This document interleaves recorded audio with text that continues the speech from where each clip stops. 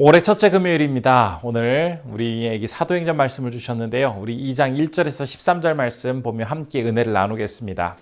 오순절 날이 이미 이름에 그들이 다 같이 한 곳에 모였더니 호련히 하늘로부터 급하고 강한 바람 같은 소리가 있어 그들이 앉은 온 집에 가득하며 마치 불의 혀처럼 갈라지는 것들이 그들에게 보여 각 사람 위에 하나씩 임하여 있더니 그들이 다 성령의 충만함을 받고 성령이 말하게 하심을 따라 다른 언어들로 말하기를 시작하니라. 그때 경건한 유대인들이 천하 각국으로부터 와서 예루살렘에 머물러 있더니 이 소리가 나매 큰 무리가 모여 각각 자기의 방언으로 제자들이 말하는 것을 듣고 소동하여 다 놀라 신기하게 여겨 이르되 보라, 이 말하는 사람들이 다 갈릴리 사람이 아니냐. 우리가 우리 각 사람이 난 곳 방언으로 듣게 되는 것이 어찌 됨이냐.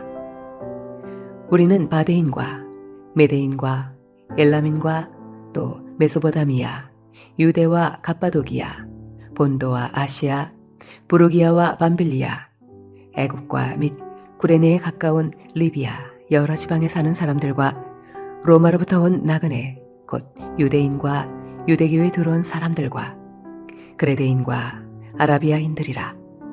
우리가 다 우리의 각 언어로 하나님의 큰 일을 말함을 듣는도다 하고 다 놀라며 당황하여 서로 이르되 이 어찌된 일이냐 하며 또 어떤 이들은 조롱하여 이르되 그들이 새술에 취하였다 하더라.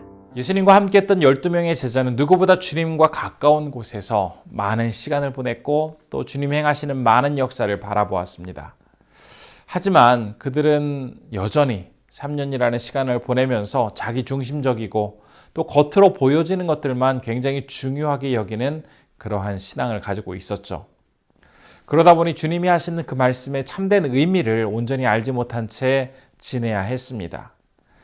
이런 표면적이고 행위 중심적인 그들의 그 믿음은 결국 위기 순간이 닥치게 되었을 때 예수님으로부터 도망치는 그런 행동을 나타내게 되었고 주님을 믿고 따르는 그들의 마음이 온전한 진심이 아니었다라는 것을 아주 잘 드러내놓고 말았습니다.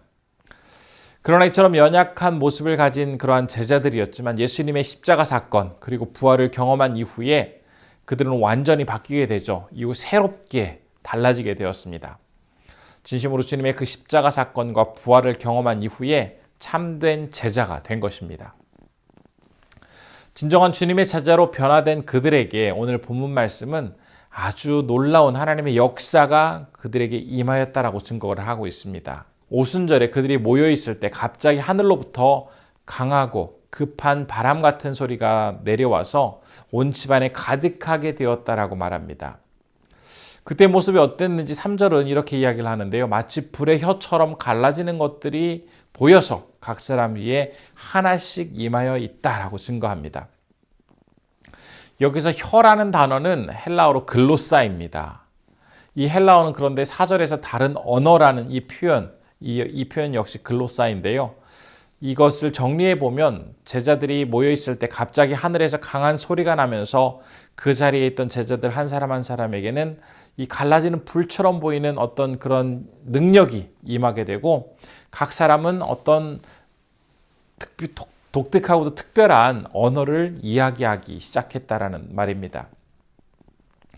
제자들이 성령 충만하게 되자 지금 그 자리에 있던 다른 사람들이 알아들을 수 있는 그런 아주 특별한 방언을 이야기할 수 있다라는 이 말은 우리가 오늘날 방언하면은 무슨 뜻인지 알 수 없는 굉장히 특별한 소리를 말하는 것을 방언이라고 이야기하지만 이 본문에서의 방언은 사람들이 분명히 알아들을 수 있는 그런 마치 외국어의 형태였습니다.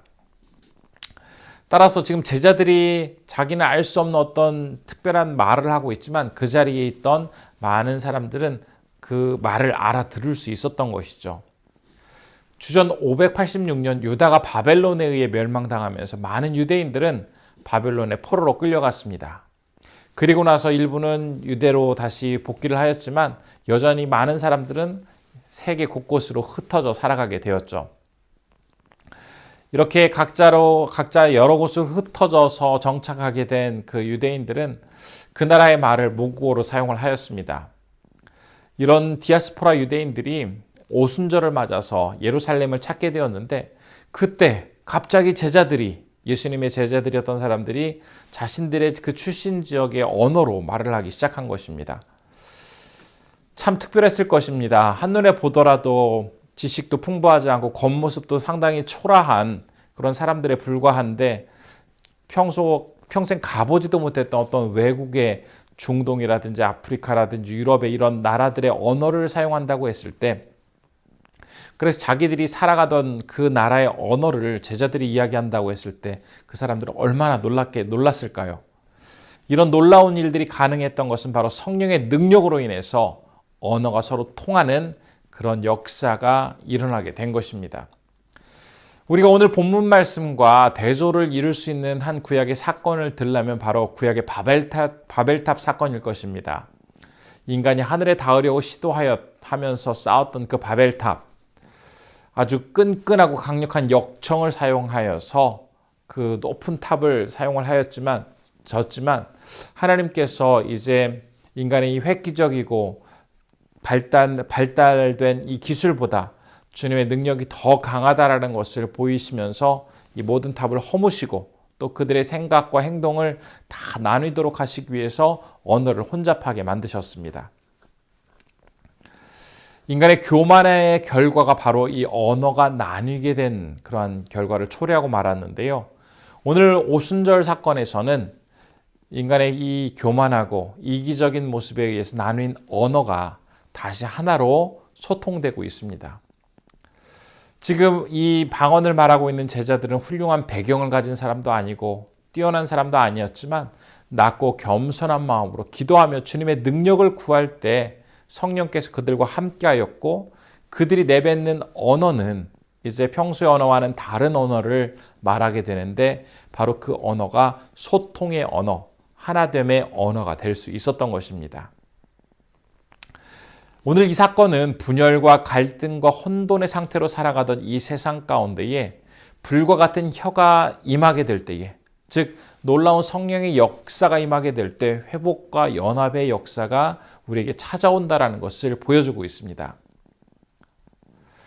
그들이 그렇게 놀라운 역사를 경험할 수 있었던 것은 바로 성령께서 함께 하실 때 나타나는 역사가 회복의 주님, 치유의 주님께서 역사하시는 그런 현장이기 때문에 그런 일들이 벌어지게 되는 것입니다. 오늘 이 메시지를 한번 우리 삶 가운데 적용해 보았으면 좋겠습니다. 우리도 세상의 말, 욕심의 말, 이기적인 말 그런 것이 아니라 주님의 마음을 가지고 주님의 혀로 사람들에게 다가가서 그들을 회복시키고 그들을 하나 되게 하고 그들을 온전히 주님 앞에 세울 수 있는 그런 능력의 말을 하며 나아가는 사람들이 되어보면 어떨까 싶습니다. 그냥 아무렇게나 내가 하고 싶은 말, 분노에 가득 차서 내뱉는 말, 남을 미워해서 하는 말, 그런 말들은 결국 사람을 나뉘게 하고 해치고 상처만 줄 뿐입니다.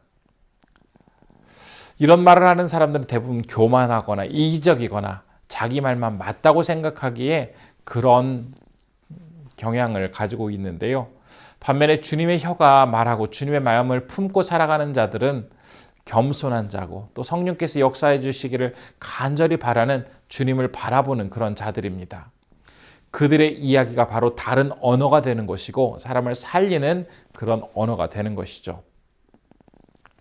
성령의 능력으로 말미암아 다른 언어를 말한 제자들, 그들은 생명의 복음을 전하였고 또 사람들을 살릴 수 있었고 또 성령의 능력을 기억하고 또 그것을 간절히 바라보며 참 그곳에 있던 많은 사람들에게 놀라운 하나님의 역사를 이루어 주었습니다. 우리 역시 성령께서 우리 삶 가운데 함께 하시고 우리의 혀를 주장하시고 또 우리의 말을 통해서 온전히 역사하시도록 우리가 내어드릴 때에 우리의 모든 행동과 삶이 변화될 수 있을 것입니다.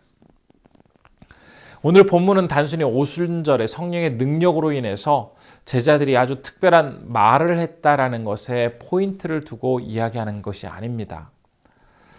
각자 다른 소리로 독특하게 이야기를 하는 그런 어떤 음성이 있었지만, 언어가 있었지만 그것은 각각의 사람들이 모여들었던 그 디아스포라 유대인들이 들을 수 있는 그런 언어였고, 즉 이 과정을 통해서 성령의 역사로 말미암아 하나 되고 치유가 일어나고 회복이 되고 있다는 것을 증거하는 말씀입니다. 오늘날 많은 사람들은 자기 소리를 내려고 하고 자기 주장을 강하게 말하고 있죠. 이 말은 이기적이고 교만한 말을 더 많이 하게 됩니다.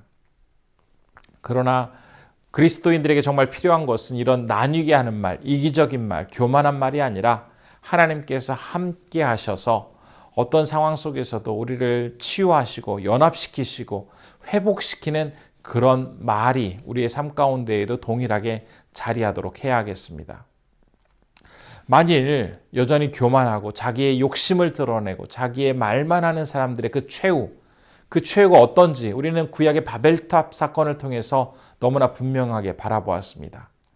반면에 나 자신을 낮추고 초라하지만 성령님을 의지하며 나아가게 될 때 우리의 말 한마디는 다른 사람들을 치유해주고 또 연합하게 만들고 성령의 능력을 온전히 나타내주는 그런 새로운 생명의 언어가 될 수 있을 것입니다. 진심으로 바라기는 오늘 하루 내 입을 통해서 나오는 이 언어가 사람들을 힘들게 하고 상처 주고 아프게 하는 그런 소모적이고 또 나뉘게 하는 언어가 아니라 그들을 다시 살리고 회복시키고 하나 되게 하고 연합하게 만드는 그런 생명의 언어가 될 수 있도록 우리의 언어 생활이 바르게 세워지기를 간절히 소원합니다. 기도하겠습니다. 첫 번째로 나의 입에서 나오는 말이 갈등과 분열과 불평을 조성하는 언어가 아닌 회복과 치유와 화합을 이루어가는 성령의 능력이 나타나는 언어가 되게 하옵소서라고 기도해 주시고요. 두 번째로 인도 이윤식 이춘경 선교사님 사역하는 지역에 복음의 역사가 충만히 일어날 수 있도록 기도해 주시기 바랍니다. 기도하겠습니다.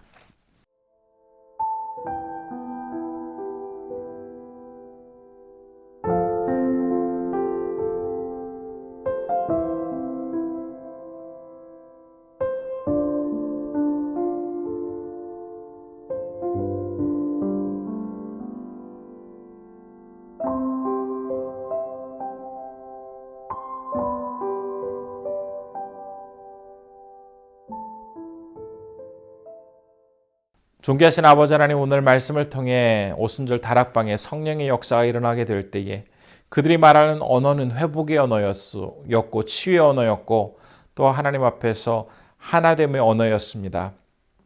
자칫 우리는 내 욕심과 내 이익을 따라 말하면서 오히려 다른 사람들에게 상처를 주고 나누게 하는 그런 말을 하고 있지는 않은지 돌아봅니다. 하나님, 그런 말의 결과는 바벨탑 사건에서 보았듯이 사람들을 혼란스럽게 만들고 죄를 짓는 결과밖에는 가져오지 않습니다. 그러나 성령 안에서 우리가 온전한 말을 뱉고 또 그것을 함으로써 사람들은 치유되고 회복되고 다시 한번 주님 앞에 바르게 설 수 있는 놀라운 역사가 일어남을 우리가 체험하였습니다. 하나님의 말씀을 기억하면서 오늘 우리 삶의 현장에서 우리의 언어가 바르게 세워질 수 있도록 도와주시고 우리가 정말 영혼을 살리고 주님 앞에서 바르게 살아갈 수 있는 귀한 주의 자녀들이 될 수 있도록 붙잡아 주옵소서. 어느 곳에서나 함께하게 하여 주시고 오늘 특별히 인도에서 사역하시는 이윤식 이춘경 선교사님, 그 사역 지역에 하나님의 능력이 충만함으로써 많은 영혼들이 변화되어 돌아올 수 있도록 주님 함께하여 주시고 우리 선교사님 건강하게 사역할 수 있도록 인도하여 주옵소서. 이 하루도 주님께서 우리 성도님들을 붙잡아 주시고 함께해 주시기를 간절히 소원하오며 예수님의 이름으로 기도드립니다. 아멘.